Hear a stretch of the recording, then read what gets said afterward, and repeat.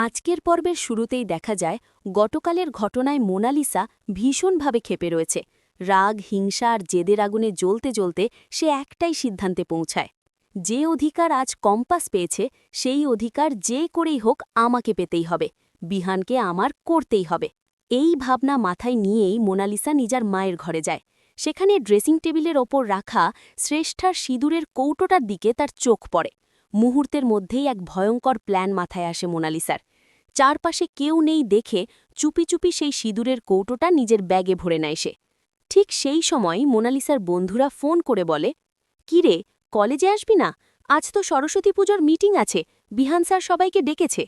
Mona Lisa ঠান্ডা গলায় উত্তর দেয়, "হ্যাঁ, আমি আসছি।"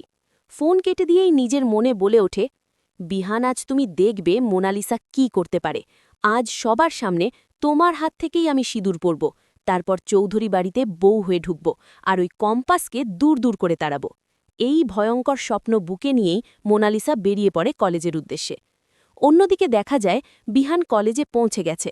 মিটিং শুরু করার সময় হয়ে গেলেও কম্পাস এখনও না আসায় সে অস্থির হয়ে পড়ে।